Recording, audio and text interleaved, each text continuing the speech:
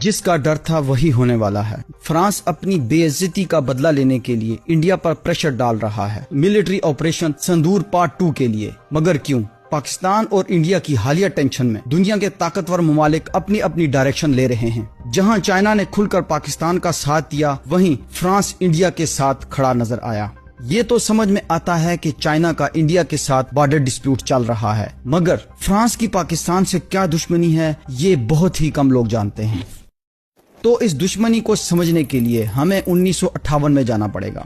United nation کی general assembly کا اجلاس چل رہا تھا۔ اس وقت الجیریا ایک فرینچ کالونی تھا جو کہ اپنی آزادی کی جنگ لڑ رہا تھا۔ الجیریا کی آزادی کے رہنما فرحت عباسی اس مدعے کو لے کر یونائٹڈ نیشن میں تقریر کرنا چاہتے تھے، مگر فرانس کی طرف سے انہیں یہ تقریر نہ کرنے دی گئی اور پلی یہ لی گئی کہ الجیریا فرانس کا حصہ ہے اور عباسی ہمارا شہری ہے اور ہم اسے یہ حق نہیں دیتے۔ اس کے ساتھ ساتھ انہوں نے عباسی کے USA میں داخلے کو رکوانے کے لیے بھی امریکہ پر پریشر ڈالنا شروع کر دیا۔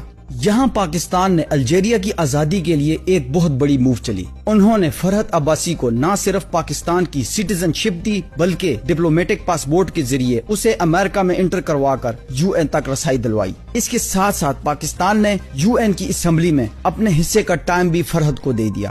پاکستان کے ریپرزنٹیٹیو کی حیثیت سے فرحت نے UN میں الجیریا کی آزادی کے لیے زبردست آواز اٹھائی اور یہ الجیریا کی آزادی کے لیے ایک میجر بلو ثابت ہوا اور ان کا مقدمہ پوری دنیا کے سامنے آ گیا۔ فرانس اپنی اس بے عزتی کو غالباً آج تک بھی نہیں بھولا اور اس نے ہمیشہ پاکستان کے دشمنوں کے ساتھ کھڑا ہونے کو زیادہ ترجیح دیا۔ اس لیے وہ اب بھی حالیہ جنگ میں اپنی ڈیفنس ریپوٹیشن کے نقصان کے باوجود بھی انڈیا کے ساتھ ہی کھڑا ہے اور 1958 کی بے عزتی کے ساتھ ساتھ وہ اپنی اس حالیہ بے عزتی کے لیے بھی انڈیا کو بار بار پریشر دے رہا ہے کہ وہ پاکستان پر دوبارہ سے حملہ کرے۔